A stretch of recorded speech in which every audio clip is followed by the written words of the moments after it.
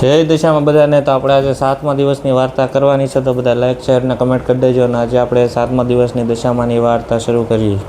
ઘણા વર્ષો પહેલાં એક નાનકડા ગામમાં રઘુ નામનો એક ગરીબ ખેડૂત પોતાની પત્ની ગંગા અને 2 બાળકો સાથે રહેતો હતો. રઘુ ખૂબ મહેનત અને ઈમાનદાર હતો. આખો દિવસ ખેતરમાં મહેનત કરતો, પરંતુ ઘરની પરિસ્થિતિ હંમેશા મુશ્કેલ ભરી રહેતી હતી. રઘુના ઘરમાં દશામાની નાની એવી મૂર્તિ હતી. મૂર્તિ જૂની હતી, પરંતુ પરિવાર માટે એ જ સૌથી મોટો આશરો હતો. ગંગા દરરોજ સવારે વહેલા ઉઠીને ઘરની સફાઈ કરતી, દશામાની સામે દીવો કરતી અને માતાજીને ફૂલ ચડાવતી. ગંગાબા હંમેશા કહેતી, માતા દશામાં, આપણા ઘરમાં ભલે આજે ગરીબી હોય, પરંતુ તમારા નામ આપણા હૃદયમાં છે. તમે અમારો સાથ ક્યારેય છોડતા નહીં. એક વર્ષ ગંગામાં વરસાદ ખૂબ ઓછો પડ્યો. ખેતરમાં પાક સૂકવા લાગ્યો. રઘુએ દિવસે રાત મહેનત કરી, પરંતુ પાણીનો અભાવ પાક બચાવી શક્યો નહીં. ઘરમાં અનાજ પણ ઓછું હતું. બાળકો ભૂખ્યા ન રહે તે માટે ગંગાએ પોતે ઘણી વખત ભૂખી રહેવી જ હતી.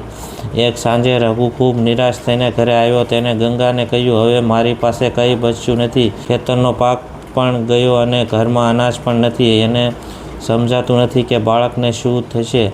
ગંગાએ દશામાની મૂર્તિ સામે દીવો પકડ્યો અને શાંતિથી કહ્યું, હવે ચિંતા ન કર. મુશ્કેલી મોટી હોય તો પણ દશામાં આપણે કરતાં મોટી આપણી માતાજી પણ વિશ્વાસ રાખીશ અને મહેનત કરવું બંધ કરી દઈશ. બીજા દિવસે દશામાના પવિત્ર દિવસો શરૂ થઈ ગયા. ગંગામાએ ઘરમાં જે થોડું લોટ અને ગોળ હોવાથી તેનો પ્રસાદ બનાવ્યો. ઘરમાં વધારે કંઈ નહોતું, છતાં તેમણે ખૂબ શ્રદ્ધાથી દશામાની પૂજા કરી. પૂજા થયા પછી ગંગાબાએ બાળકોને પ્રસાદ આપ્યો અને માતાજીના હાથ જોડીને કહ્યું કે હે દશામાં, સાચા રસ્તે ચલાવવાની શક્તિ આપજો. અમારી પરીક્ષા કેટલી પણ મોટી હોય, અમારે વિશ્વાસ ક્યારેય તૂટવા ન દેજો. પરંતુ રઘુની મુશ્કેલ હજી પૂરી નહોતી થઈ. બીજા દિવસે ગામમાં એક વૃદ્ધ વેપારી આવ્યો. તેને પોતાના ખેતર અને ગોડાઉન માટે એક વિશ્વાસુ માણસની જરૂર હતી. ગામના એક માણસે તેને રઘુ વિશે કહ્યું. વેપારી રઘુને કામ અપાવ્યું. રઘુએ ખૂબ ઈમાનદારી અને મહેનતથી કામ કરવાનું શરૂ કર્યું. થોડા જ સમયમાં વેપારી રઘુની મહેનતથી અને સચ્ચાઈ ગમી ગઈ. તેને રઘુને પોતાના કામમાં ભાગીદાર બનાવ્યો. ધીમે ધીમે રઘુની આર્થિક સ્થિતિ સુધરવા લાગી. ઘરમાં ફરી અનાજ આવવા લાગ્યું અને બાળકોના ચહેરા પર ખુશી પાછી આવી. ગંગાબાએ દશામાની સામે દીવો કરીને આંખોમાં આંસુ સાથે કહ્યું, માતાજી, તમારી અસીમ કૃપાથી અમારો હાથ ક્યારેય છોડ્યો નહીં. થોડા સમય પછી રઘુએ પોતાના જૂના ખેતરમાં ફરી મહેનત શરૂ કરી. આ વખતે તેને પાણી બચાવવાની નવી રીત અપનાવી અને ગામના બીજા ખેડૂતોને પણ મદદ કરી. થોડા વર્ષોમાં તેને ખેતર ગામના સારા ખેતરો ગણાવવા લાગ્યા. રઘુ હવે સમૃદ્ધ થઈ ગયો હતો, પરંતુ તેને પોતાના જૂના દિવસો ક્યારેય ભૂલ્યા નહીં. દર વર્ષે દશામાના પવિત્ર દિવસે તે મોટી પૂજા કરાવતો અને ગામના ગરીબ પરિવાર માટે અનાજ અને ભોજન આપતો. એક દિવસ એક ગરીબ પરિવાર મદદ માટે રઘુ પાસે આવ્યું.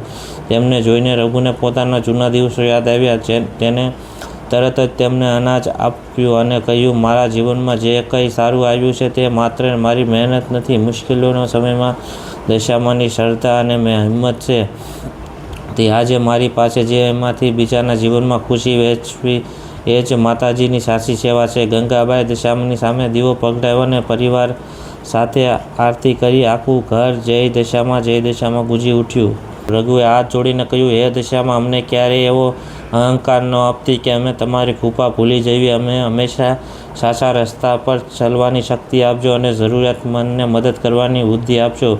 કહેવાય છે કે માતાજીના પોતાના ભક્તોની મુશ્કેલીમાં તેમની હિંમત અને સાચો રસ્તો બતાવે છે. જે ભક્ત સાચા મનથી માતાજીનું સ્મરણ કરે છે, મહેનત કરે છે અને બીજાનું ભલું કરે છે, તે દશામાને સુખનો સૂરજ ઉગાડે છે. દશામાં ત્યાંના ઘેરે. એ દશામાં, સોના ઘરમાં સુખ શાંતિ રાખજો અને શોકનું દુઃખ દૂર કરજો. તમારા ભક્તો પર હંમેશા તમારી કૃપા રાખજો. જય દશામાં. તો લાઈક શેર ને કમેન્ટ કરી દેજો દોસ્તો.